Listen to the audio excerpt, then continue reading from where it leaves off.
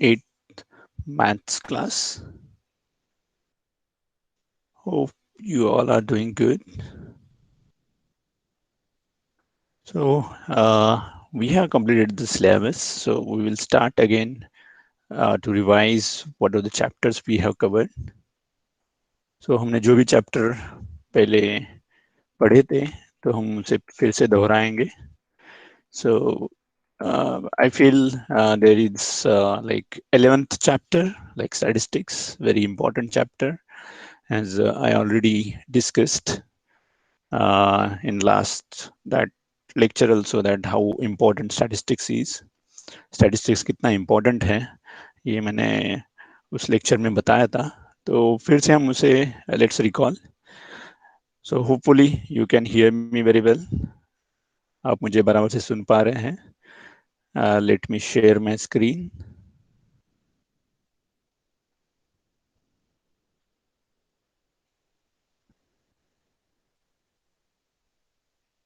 क्या आप मेरी स्क्रीन देख सकते हैं?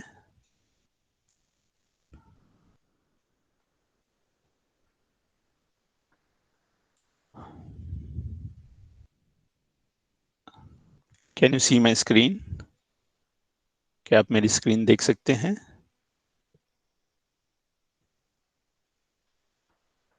Yeah, that's great. So yeah, just brief background about this statistics के बारे में मैं बताना चाहता हूँ. So everything works, a lot of things in daily life works around the statistics. So अभी इंडिया में जो इंडिया या पूरे दुनिया में वर्ल्ड में जो कोविड का प्रॉब्लम चालू है, राइट? सो उसके कारण नई वैक्सीन्स आ रही है. तो वैक्सीन्स की एफिकेसी या उसकी एफिशिएंसी या वैक्सीन कितनी इफेक्टिव है या नहीं है, ये सब हम स्टैटिस्टिक्स के थ्रू ही पता करते हैं. ओके, सो मैंने जस्ट अभी का एग्जांपल दिया आपको. जैसे अभी कोविड की वैक्सीन है, तो अभी इंडिया में कह रहे कि जो कोविशील्ड या कोवैक्सीन है, उसकी इफिशिएंसी अराउंड 70% है. या और भी बहुत सारी वैक्सीन है, उनकी 80% है. So what does it mean? So वो उन्होंने कैसे कैलकुलेट किया? So all this things is learned or covered in the statistics. Okay, so statistics के अंदर ये सब पढ़ा जाता है और ये बेसिक है, फंडामेंटल्स है. अगर आप स्टैटिस्टिक्स अभी आप 8th स्टैंडर्ड्स में, राइट? सो अभी आप स्टैटिस्टिक्स बहुत ही सिंपल चीज़ें पढ़ोगे, जैसे अरिथमेटिक मीन या geometric mean, very very simple things, but this is the basic. On that basic you will get to learn a lot of things.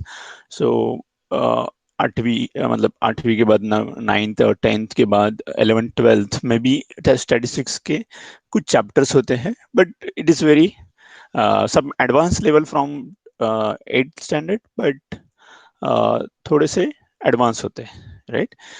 So basic पढ़ना बहुत ही जरूरी है.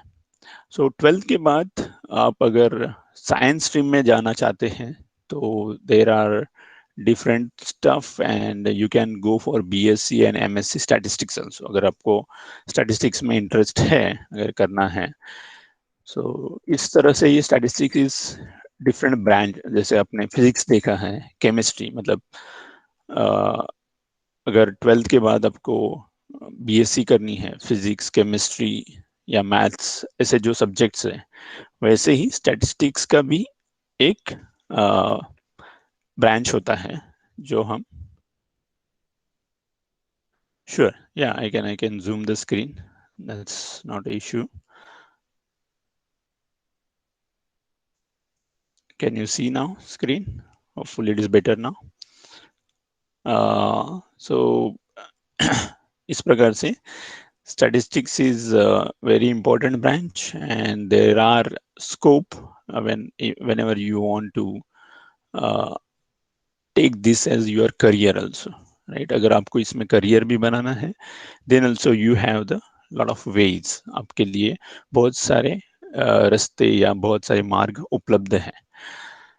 सो लेट्स रिकॉल स्टैटिस्टिक्स में आपने शायद earlier standards में पढ़ा होगा कि what is mean by average, right?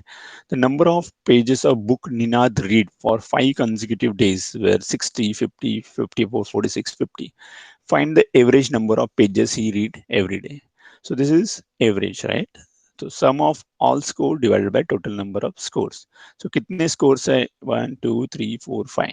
So that will go in the denominator. So यहाँ हम 5 लिख देंगे और ऊपर उनकी एडिशन होगी 60 plus 50 plus 54 plus 46 plus 50. So इसके कारण जो भी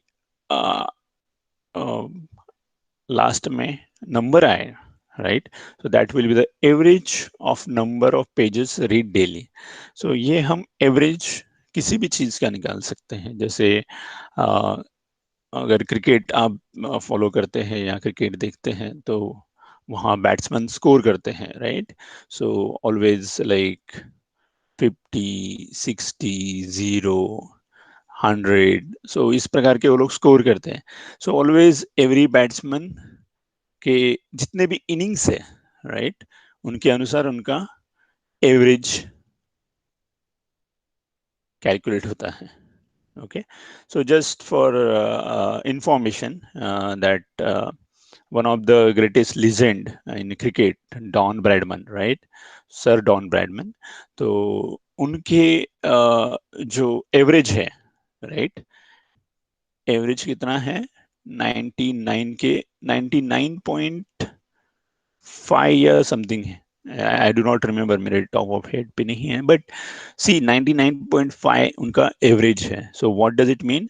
वो हर मैच में एक सेंचुरी करते थे, राइट? सो इस प्रकार से 100 स्कोर बनाते थे. सो इस एवरेज से पता चलता है कि पर इनिंग या पर जो भी है, जैसे अभी यहाँ निनाद का है, जो पर डे कितने बुक्स पढ़ रहा है या कितने पेजेस पढ़ रहा है, उससे हमें अंदाजा लगा सकते हैं. So this is the very fundamental stuff, arithmetic mean. तो हम उसे भी दो अच्छे बैट्समैन हैं उनको कंपेयर करने के लिए यूज करते हैं. जैसे अभी suppose there are two batsman, like one batsman is X and other is Y.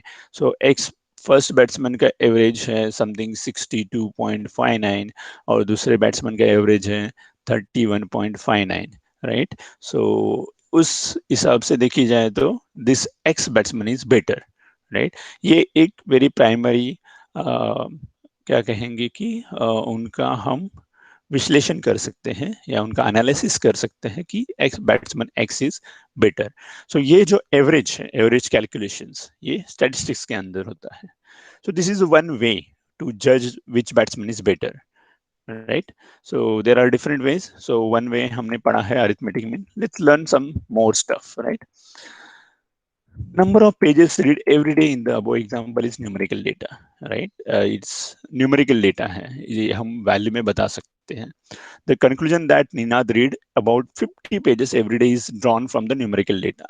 तो हम एक conclusion ड्रॉ कर सकते हैं या हम फाइनल बता सकते हैं कि निनाद डेली अराउंड 50 पेजेस पर मतलब रीड करते हैं, right? In this way, collecting information regarding certain problem or situation, right? So इस प्रकार से हम information collect करते हैं regarding certain problem, any problem or situation, analyzing the information and after information drawing the conclusion about it is separate branch of knowledge and this branch is statistics. So क्या किया हमने यहाँ कि उस problem के बारे में, मतलब हमने प्रॉब्लम क्या स्टेट किया था पहले कि निनाद एवरेज डेली कितने बुक पढ़ रहा है, राइट? सो वो दैट वाज द प्रॉब्लम. सो ये प्रॉब्लम या सिचुएशन हम कैसे भी डिफाइन कर सकते हैं. जैसे क्रिकेट में which batsman is doing better, right? That can be one problem और सिचुएशन फॉर अस कि हमें पता करना है कि कौन सा बैट्समैन अच्छा बैटिंग कर रहा है. सो ये हम प्रॉब्लम स्टेट करते हैं। एनालाइजिंग द इंफॉर्मेशन, तो हमने इंफॉर्मेशन कलेक्ट की कि हमने उसने लास्ट मैच 10 मैचेस में कितने स्कोर किए हैं या निनाद ने कितने बुक पढ़े हैं। सो इस प्रकार से हमने ये इंफॉर्मेशन एनालाइज की। बाद में after interpretation drawing the conclusion about it, तो हमने उससे कंक्लूजन लिया कि बैट्समैन एक्स इज बेटर और Ninad is better better guy because he's reading more books, right? So he has more knowledge, something like any conclusion we can draw from that. हम ऐसे separate conclusion draw कर सकते हैं, तो इस branch को statistics कहते हैं। So this is very separate branch, जैसे math, physics, science, sorry math, physics, chemistry, ऐसी जो ब्रांचेस हैं, वैसे ही ये स्टैटिस्टिक्स भी एक अलग से ब्रांच है।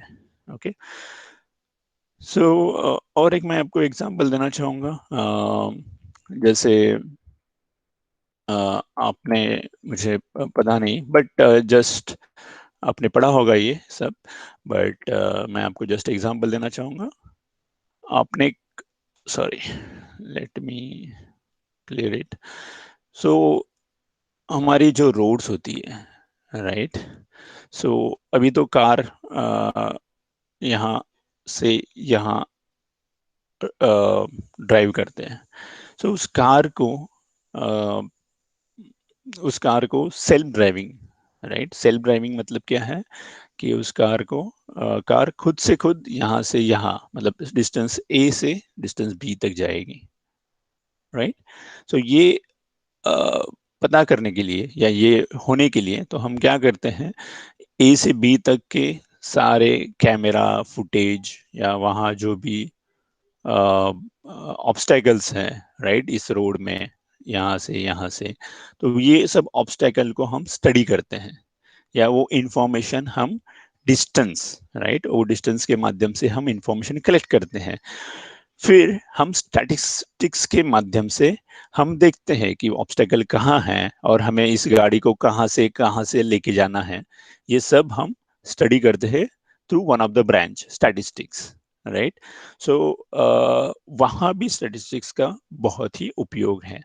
सो इस प्रकार से statistics is very important branch. If आपको अगर पढ़ना है आगे जाके, so it's very interesting and very nice branch to learn. फिर से हमने अभी एक एग्जांपल लिया, right, there are vaccines. So हम क्या कर रहे हैं अभी, हम बहुत सारे जो इंडिविजुअल्स हैं, राइट, उनको ये वैक्सीन दिया जाता है। बहुत सारे, मतलब मे बी लाखों लोगों को या हजारों लोगों को ये वैक्सीन दिया गया और उनके पर स्टडी किया गया कि उनके पर जो कोविड के खिलाफ लड़ने के लिए एंटीबायोटिक या एंटीजेन्स हैं, वो जनरेट होते हैं कि नहीं बाय यूजिंग दिस वैक्सीन। सो हर एक जितने भी उन्होंने कैंडिडेट सिलेक्ट किए थे, उनका उन्होंने स्टडी किया कि इतने इतने लोगों में एंटीजन कितना आता है और उनका उन्होंने एवरेज या इफिशिएंसी निकाली, राइट, कि इतना डोज देने से इनमें इतना एंटीजन जनरेट होता है। और इस प्रकार से ये वैक्सीन हम यूज कर सकते हैं या नहीं कर सकते हैं, उस डेटा के ऊपर हमने कंक्लूजन लिया, right. So this is called statistics, this everything is called statistics. So अगर कोई क्वेश्चन है तो आप पूछ सकते हैं। अगर आपको पता करना है कि और कहाँ कहाँ स्टैटिस्टिक्स यूज करता है, तो आप पढ़ सकते हैं स्टैटिस्टिक्स ब्रांच से। So, okay, now we will see arithmetic mean. Already we have seen the average, but we will go through this arithmetic mean. So we have seen that average of 60, 50, 54, 46 and 50 and 50 is 52, right? जो हमने पढ़ा था कि Ninad average book कितना पढ़ता है। तो average is called arithmetic mean. So average को एक स्टैटिस्टिकल टर्म भी है अरिथमेटिक मीन, और सिंपली मीन, उसे मीन भी कहते हैं, okay, in statistical language.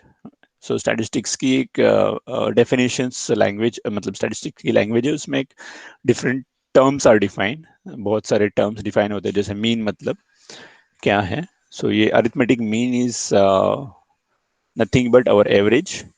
So to find the mean of numerical data, we add all the scores in the data. Okay, हम पूरे scores को add कर देते हैं and divide the sum by total number of scores.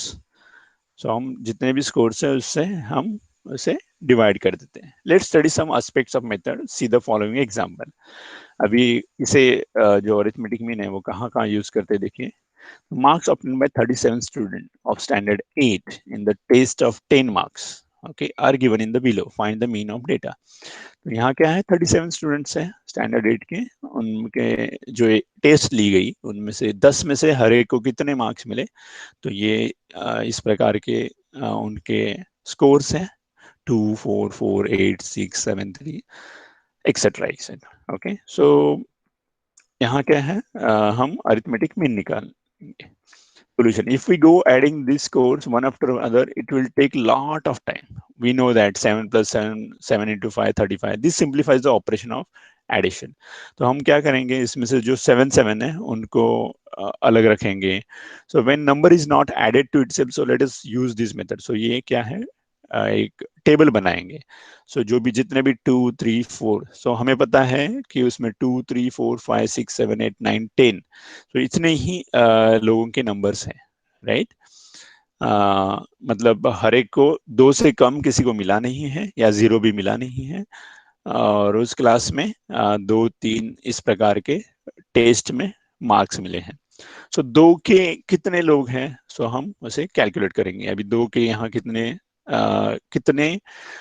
Students को 2 marks मिले, तो आप देख सकते हैं एक ही, राइट. सो हम उसे कैलकुलेट करके यहाँ लिख देंगे 1. Okay, so number of frequency कितनी है, 1. तो सिमिलरली 3 कितने स्टूडेंट्स को मार्क्स मिले, तो हम कैलकुलेट करेंगे 1, राइट, ओनली 1. तो इस प्रकार से हम कैलकुलेट करते जाएंगे. तो हर मार्क्स के सामने हम कॉलम में इस प्रकार से नंबर ऑफ स्टूडेंट्स लिख सकते हैं, right. So how it will be helpful for us to calculate the final value. So हमें 2 into 1 is equal to 2.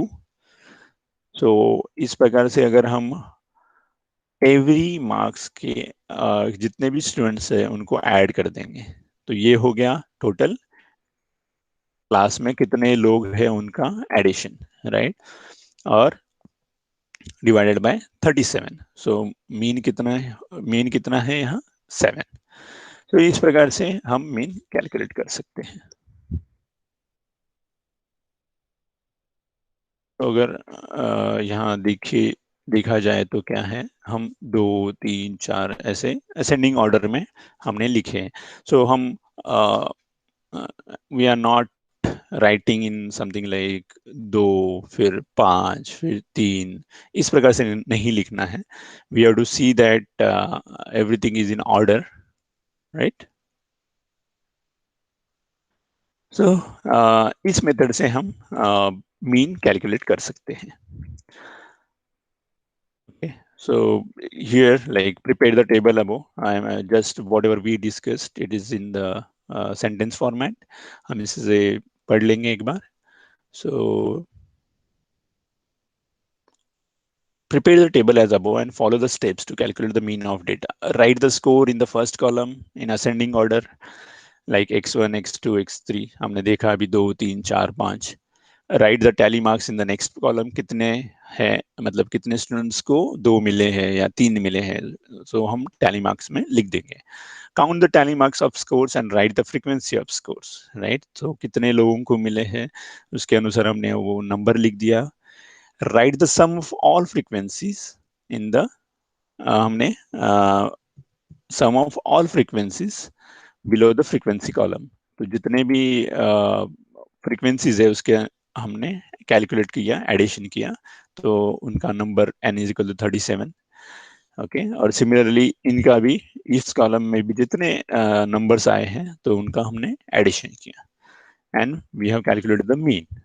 So mean is denoted by this, okay, this x bar. Okay, x के ऊपर एक छोटा सा एक line हमने खींच दिया, तो उसे x बार कहते हैं. सो देर आर लाइक हम x यूज कर रहे हैं तो आप कभी कभी y बार भी यूज कर सकते हैं, z बार भी यूज कर सकते हैं, डजेंट मैटर, बट या उनके पर एक बार होता है ऐसे. So this is called mean. So यहाँ और एक सिंबल आपने देखा होगा, sigma, right. Sigma, what does it signify? That summation. Sigma is nothing but summation. So जितने भी जैसे एफ आई एक्स आई है, ये एक एफ आई एक्स आई है. सो जितने भी है तो हम उसे कैलकुलेट करके सम उनका कैलकुलेट करना है. जैसे इसका अगर हम सिग्मा एक्स आई करेंगे, राइट, तो इसका मतलब क्या है, दो, इसका सो 2 + 3 + 4, इस प्रकार से हमें ये कैलकुलेट करना होगा. अभी यहाँ क्या है, हमने ये टेबल में F I into x I calculate किया, F I into x I, right. ये एक मल्टीप्लीकेशन का वैल्यू है 2. सो अगर सिग्मा इसके आगे जुड़ जाता है तो इसका मतलब क्या होता है, सो 2 + 3 + 20 प्लस जो भी है, तो हम उसको सबको ऐड कर देंगे. So when ever this sigma symbol comes around, so it means that it's we are adding all the numbers, or whatever there in front of that sigma is noted down or given, we have to add all those stuff. So इस प्रकार से हम arithmetic mean calculate करते हैं. तो यहाँ भी देखिए, द प्रोडक्शन ऑफ सोयाबीन पर acre in quintal is obtained by 30 farmers in Rajapur is given below. So 30 farmers थे, उन्होंने सोयाबीन प्रोड्यूस किया है पर एकड़, राइट. हर एकड़ में उन्होंने कितना प्रोड्यूस किया वो लिखा है. तो यहाँ कैसे है कि हम लोएस्ट वैल्यू पहले कैलकुलेट करेंगे, 4 है, राइट. मैक्सिमम वैल्यू है 9, राइट. सो 4 कितने हैं, 3, right. 1 2 3.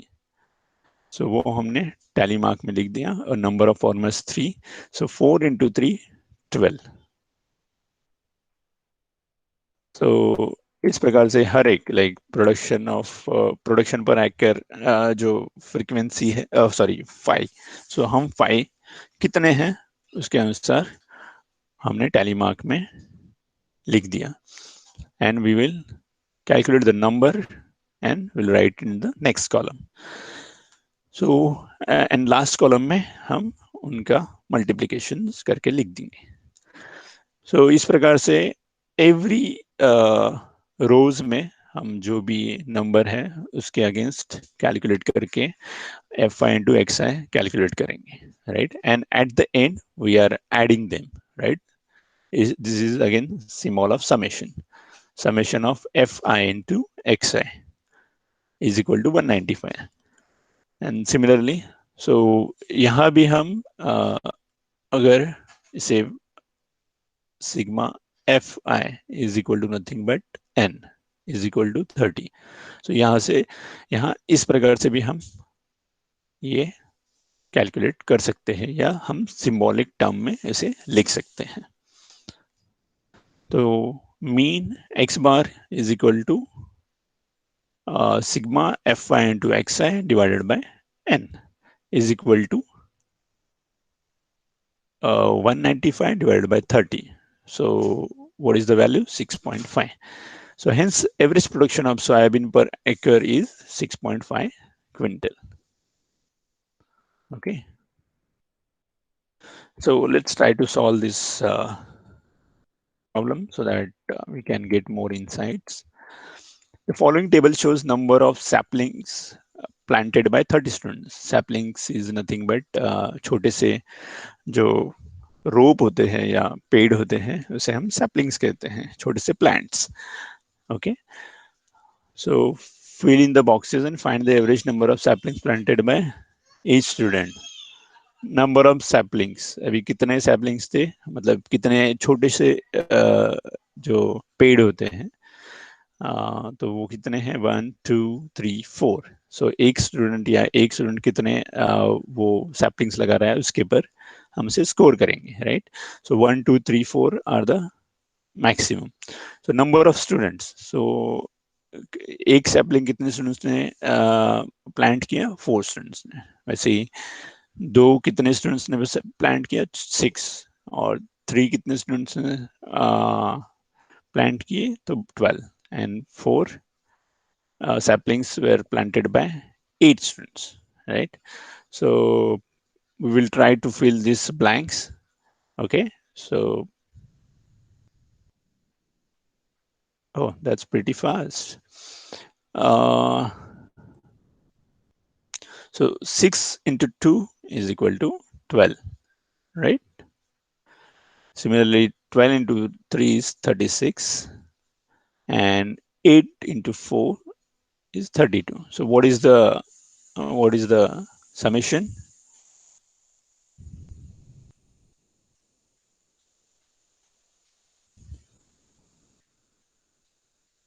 Okay, yeah, everyone is so ahead of the time. That's good. So यहाँ वैल्यू है 80,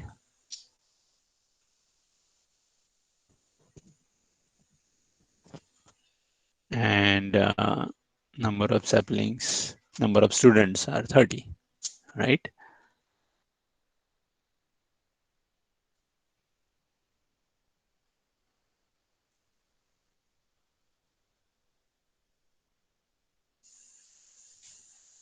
So I think something is going wrong.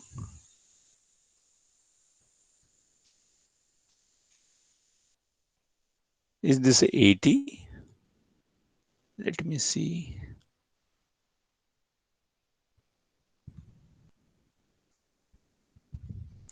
So 6 into 2, 12. 12 into 3, 36. And 8 into 4 is 32. So what is the summation? It's 84, yeah. So, and the total number of students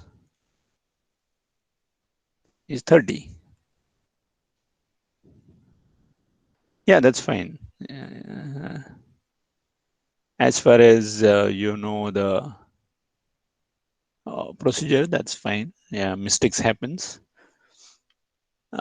So FYXI is 84. 84 divided by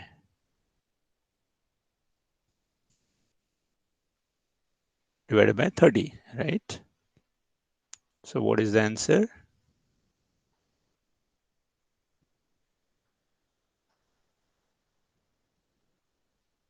0.375 can't be answer, as I remember. 84 divided by 30, right? So it should be more than 2 point something.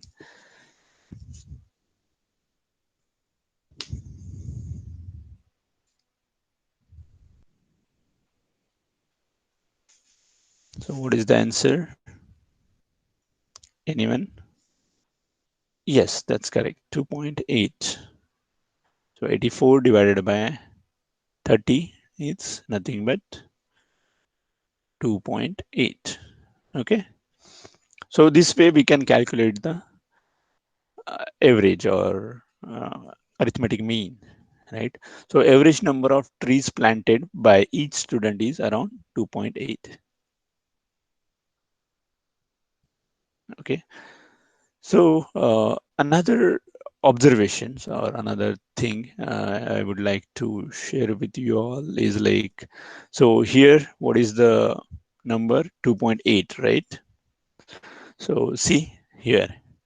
So what is the maximum students we see here in 3, right? So that number 2.8 is around this number. So similarly here, 6.5. So 6.5 here. So maximum number here, see, 3 or this 4, it's around this number. So hence 6.5. I will you again. Here also it's 7, right? So see around 7. A lot of students like scored around 6, 7, 8, 5, 6, 5. So so generally, this is the observation that these average numbers always be means always around the wherever the more frequency you see, right? So see here, there are more frequency.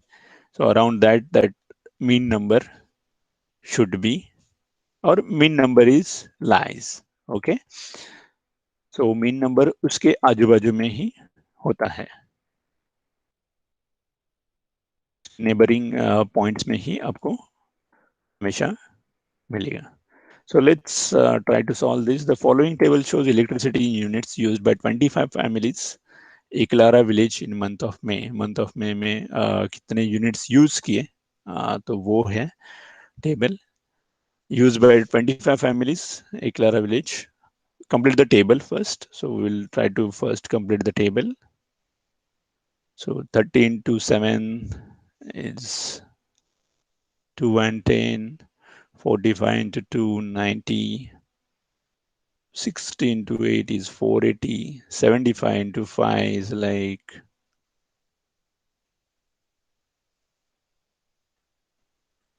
375 and 270.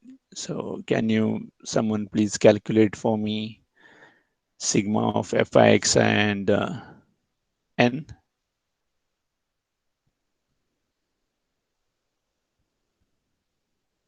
1425.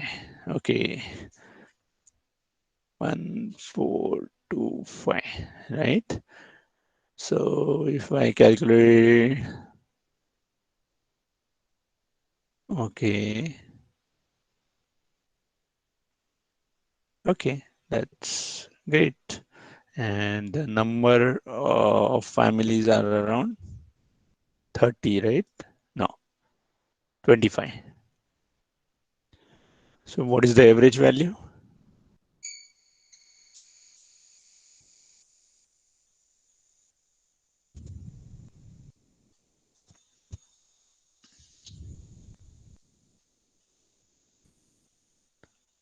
So what is the average value?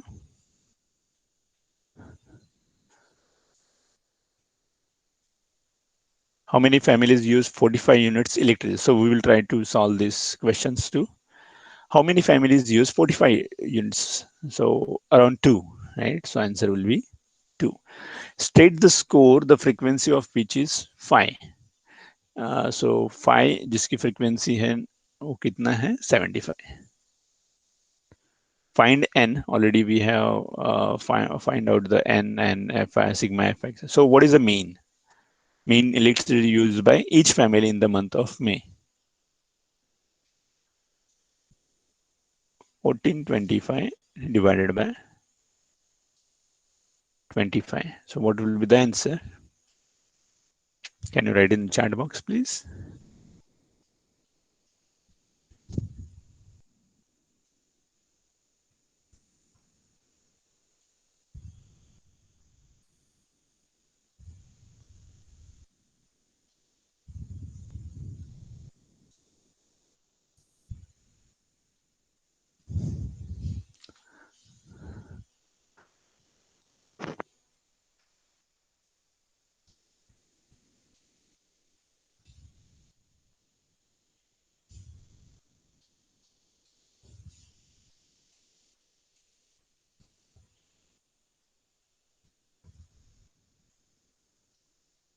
I'm just waiting for, I think there are different answers,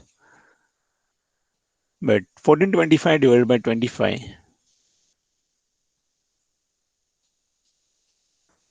If I calculate, it becomes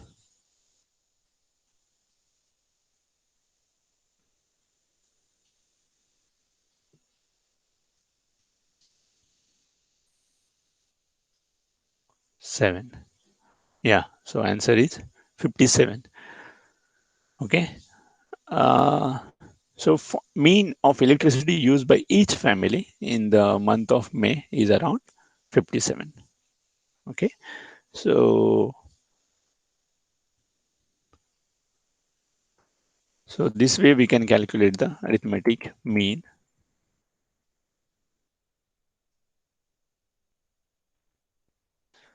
So there are some more examples. You can go through this and try to calculate the mean for each family, whatever the number of members in the family. So here we can prepare the table and find the mean of member for 40 families. Okay.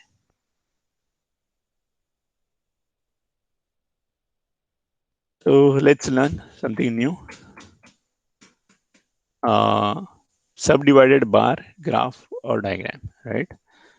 In a joint bar graph, we can compare the information in a data by subdivided bar diagram also.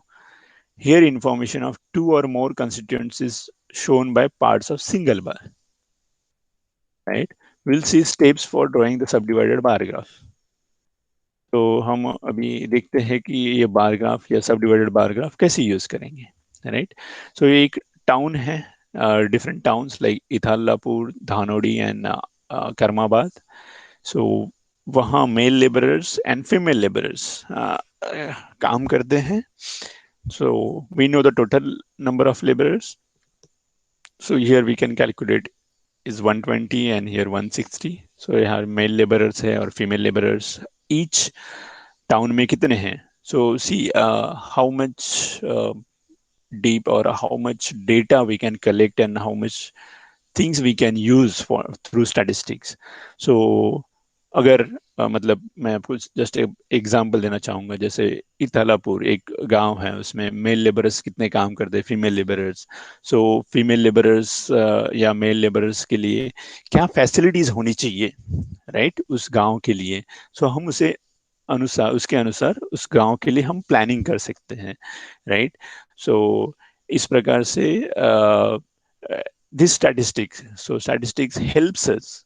This if we know this number, we can go and calculate and we can plan for that village, right? So we know that there are total number of 300 laborers are there. So उन laborers के लिए उनको खाने पीने और रहने की व्यवस्था है या नहीं, या प्लस उस गांव में बिजली पानी. सो हमें 300 लोगों को देना है, तो उसके अनुसार हम उस गांव के लिए पाइपलाइन या इलेक्ट्रिसिटी के जो भी पोल्स होते हैं, राइट, वो हम इंस्टॉल करेंगे. सो ये सब हम स्टैटिस्टिक्स में से पढ़ते हैं, right. So statistics gives us the number, right. Always everything is in number. So this is very interesting branch. तो अभी देखते हैं कि इन इस डेटा को हम, सो this is the data, right, numerical data, तो हम उसे बार ग्राफ में या सब डिवाइडेड ग्राफ में कैसे कैलकुलेट करेंगे. So let's see one by one. So draw the X axis and Y axis on the graph paper. So यहाँ हमने एक्स एक्सिस और वाई एक्सिस ड्रॉ किए. Write the names of the town. हमने इस x axis पे town के नाम लिख दिए, जैसे Ithalapur, Dhanodi and Karmabad. And show the number of labours on Y axis. So इस एक्सिस पे हम जो हमारे घर में जो ग्राफ पेपर से हम इसे यूज कर सकते हैं. So 1 centimetre is equal to 40 laborers, right? 1 centimeter is equal to, so this scale is very important. हमें हमेशा स्केल हमेशा लिखनी होती है, जैसे 1 सेंटीमीटर इज इक्वल टू कितने लेबरर्स हैं. सो इट्स नॉट मैंडेटरी कि 40 ले सकते हैं, 10 ले सकते हैं, 50 ले सकते हैं, लेकिन हमारे ग्राफ पेपर पे वो फिट भी होना चाहिए, राइट. सो हमने अभी देखा कि इथालापुर में 300 लेबरर्स हैं, राइट. सो अगर 300 लेबरर्स हैं, अगर हम 1 सेंटीमीटर इज इक्वल टू 10 लेंगे, राइट, सो ये तो इस पेपर के बाहर भी जा सकता है. So we have to adjust this scale to fit all this graph in our graph paper. So उसके अनुसार ये स्केल डिसाइड होती है जनरली. तो इस स्केल में आप चाहिए तो 1 सेंटीमीटर को 100 भी ले सकते हैं, बट ये सब छोटे बन जाएंगे, राइट. सो आपको इसका एक एस्थेटिक लुक भी देखना होता है. सो इसके अनुसार आप डिसाइड करते हैं 1 centimetre is equal to 40 labour. But कभी कभी इट्स ओके, अगर आप एग्जाम के लिए जा रहे हैं और हमें वहाँ ग्राफ ड्रॉ करना है, any scale you want you can take it, right. 1 centimetre is equal to 40 और 10 और 50, राइट। सो आप ट्राई करें इसमें फिट हो जाए। सो 1 सेंटीमीटर को 40 लेबरर्स हैं, so total number of labourers are 300 in Ithalapur. So show the number of y-axis with the scale 1 centimeter is equal to 40 laborers. So अभी total number of laborers in the town Ithalapur is 300. So यहाँ 300 laborers हैं. Show it by single bar. So हम इसे एक single bar में calculate या draw करेंगे, right? Show the number of male laborers by part of the bar by some mark. So यहाँ male laborers है तो हमने कितने थे 180, तो हमने 180 उसे यहाँ मार्क कर दिया, उसे शेड कर दिया, राइट, या उसे अलग कलर दे दिया। Obviously the remaining part of the bar will represent the female laborer. So जितने भी बचे हैं this will represent the female laborers. So यहाँ भी देखिए हमने धानोड़ी के लिए भी वही किया। टोटल नंबर ऑफ लेबरर्स के अनुसार फर्स्ट एक सिंगल बार बनाया है और उसमें से जितने भी मेल लेबरर्स थे उनका हमने शेडेड पार्ट बनाया। सो इस प्रकार से हम ये कैलकुलेट कर सकते हैं and we can show this सब डिवाइडेड बार और सब डिवाइडेड ग्राफ, राइट। तो यहाँ हम ये जो भी हमारे पास डेटा था वो हमने रिप्रेजेंट किया in the terms of graph, like this is called sub divided graph. So let's see, we will try to get some answer for these questions. So यहाँ देखिए observe the following graph and answer the question. तो हमेशा graphs को जब भी आपको दिखता है तो फर्स्ट ट्राई टू स्टडी कि यहाँ स्केल क्या है। स्केल क्या है 1 सेंटीमीटर इज इक्वल टू ₹200। तो इस एक्स एक्सिस और वाई एक्सिस पे क्या है, तो एक्स एक्सिस पे है women. So there are different women like Savita, Saroj, Varsha, Megha, Vaishali. So these are the names, right, of different women. And savings, तो उनकी savings कितनी है इन रुपीज में लिखिए। 200, 400, 600, 800, 1000 is the maximum. So each scale is like 200, right? तो ये हमें एक मतलब we have studied this graph now. So what are this colored thing? It's savings in April. तो इतनी जो आपको ब्लू कलर्ड जो बार दिख रहा है, so what does it mean, ये सेविंग्स अप्रैल की सेविंग्स है और जितनी भी रिमेनिंग है वो मार्च की सेविंग है। Okay, so state the type of graph. ये कौन से टाइप का ग्राफ है हमें पता है, दिस इज सब divided bar graph. How much is saving, how much is the saving of Vaishali in the month of April. अभी वैशाली यहाँ है, right. So month of April में, right, so this is blue colored, blue colored is savings in April, right? So it's 600, right? That's great. Yeah, आपने पहले ही answer दे दिया, that's nice. How much is the total of saving of Saroj in the months of March and April? So Saroj की मार्च और अप्रैल की savings कितनी है? So वो कितनी है 400 and 400, right? In months of March and April, March और अप्रैल में उनकी सेविंग्स इतनी है। सो 400 इन मार्च एंड अप्रैल में भी 400, राइट। और उनकी टोटल सेविंग्स कितनी है, how much is total saving is 800 in the month of March and April. Okay, how much more is the total saving of Savita than the total savings of Megha. अभी सविता की जो savings है around 1000 है और मेघा की saving है around 500, right.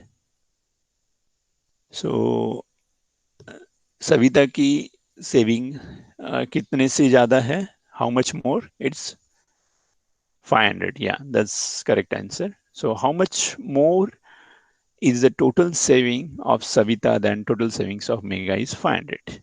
That's great. Yeah, everyone is good in reading the graph. That's nice to see. So who's saving in the month of April is the list.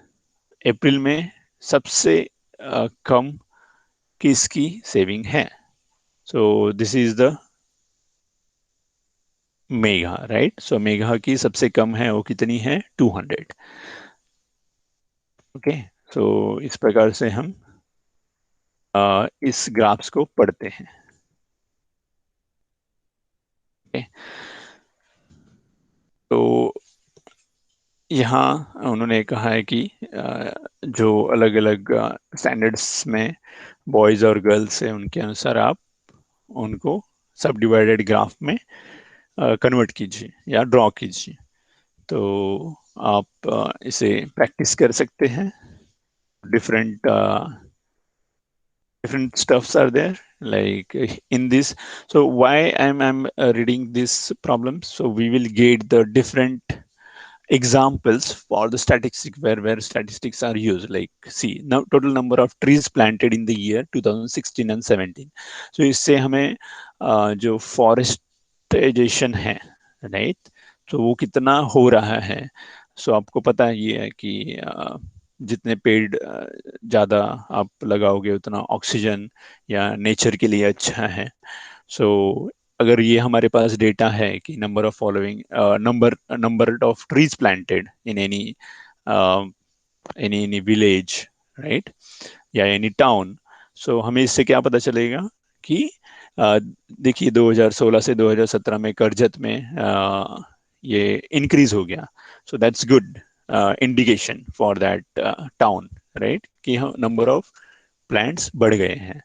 सो हमें मतलब नेचर को सुरक्षित रखने के लिए या पेड़ ज़्यादा मतलब प्लांट हो रहे हैं कि नहीं, ये सब डेटा हमें इस स्टैटिस्टिक्स से पता चलता है। So similarly, in the following table, data of transport means used by students in the 8th standard for commutation between home and school. So यहाँ different data है, देखिए अभी यहाँ स्कूल और होम के बीच में different students what are the transportation medium they use, right? So ये data बहुत सारी चीज़ों के लिए हम यूज कर सकते हैं, राइट। सो जैसे हमें इस डेटा से पता चलेगा कि how many students are coming by cycle और बस एंड ऑटो और ऑन द फुट। सो इससे हम उन्हें जो भी फैसिलिटीज़ हैं, जैसे बस से आने के लिए स्टूडेंट को कंसेशन देना है या नहीं, या अगर उनको मतलब if any students is like most of the students are coming by food, then whether we should give them energy drinks or some foods देना चाहिए कि नहीं, ये सब इस डेटा से हम कैलकुलेट कर सकते हैं एंड उसके ऊपर हम प्लानिंग कर सकते हैं। okay, so these are the different data which can be utilized for our uh, planning, right? So yeah, so there are like percentage bar graph, जो अभी हमने देखा कि बार ग्राफ था सिर्फ, so यहाँ हम परसेंटेज बार ग्राफ देखेंगे। In this so let's see यहाँ क्या होता है। परसेंटेज ग्राफ में क्या होता है कि इन द टाउन अरवी 42 trees out of 60 trees are planted or survived, and in the town Morshi 45 trees out of 75 are survived. In the town Barshi 45 trees out of 90 are survived. So यहाँ हर town में कितने tree survive हुए उसका data है। So to know which town in the plantation is more successful, so अगर हमें पता करना है कि which town is very good in terms of plantation, so only not only plantation but whether they are taking maintenance or they are taking care of their plants, right? So अगर हमें वो पता करना है, so only number of trees are planted are not sufficient, so हम इस data से क्या पता कर रहे हैं, मतलब क्या पता होगा कि Morshi and Barshi, these two towns are doing good because they have the 45 trees are survived, right? So but अगर हम percentage लेंगे, like for that we have to find the percentage. So in Arvi, see, the percentage of trees survived is 70, and in Morshi, its percentage of trees survived is 45 divided by 75. 45 are the trees survived and 75 is the total number of trees. So यहाँ से हमें क्या पता चला कि मोर्शी में सिर्फ 60% tree survive हो रहे हैं. सो हम इससे पता कर सकते हैं कि from this percentage, notice that percentage of survival of trees in the RV is more. RV में percentage of survival is more. It means percentage gives somewhat different information, right? So इसलिए हम subdivided bar graph we can convert it into the percentage bar graph, right? तो यहाँ क्या है? This means percentage bar graph is specific type subdivided bar graph. ये एक bar graph ही है, but specific type है subdivided bar graph का. So we draw the percentage bar graph of the above data using following steps. So यहाँ क्या करेंगे हम? Each town के जो भी number of trees हैं वो हमने यहाँ लिख दिए और उनके percentage कैलकुलेट किए, right? So prima facie अगर हम देखेंगे तो 45. So we will come to know that okay, we can draw the conclusion that Morshi and Barshi are doing good because there are 45 number of trees are survived. But how many trees they are planted, that number is also we have to see. So वो number देखेंगे और उनका हम percentage calculate करेंगे. So what we conclude that RV is doing better. तो इस percentage bar graph में क्या करना है हमें? In the percentage bar graph, all bars are of height of 100 units, right? And each bar we show the percentage of survived. So यहाँ देखिए x axis पे हम different towns का नाम लिख दिए, and on y axis we are writing percentage of number of trees. So यहाँ जितने भी remaining part of जितने भी ट्री सर्वाइव हुए उनका परसेंटेज हमने मार्क किया और उनको ब्लू कलर में यहाँ ड्रॉ किए, राइट? सो यहाँ से हम पता कर सकते हैं कि अरवी, मोर्शी और बार्शी में 70% is the maximum success rate for the Arvi. And यहाँ देख सकते हैं कि each bar is at 100. So that is the so ये यहाँ का एक पेक्यूलियर थिंग है या स्पेसिफिक थिंग है कि हर बार यहाँ 100 पे खत्म होता है, राइट? सो इस प्रकार से परसेंटेज सब डिवाइडेड बार ग्राफ हम पढ़ते हैं. Okay, so I think do you have any questions? If not, we will stop today here and we will see for next lecture. We'll revise some more stuff. Okay, have a great evening. Take care. Thank you.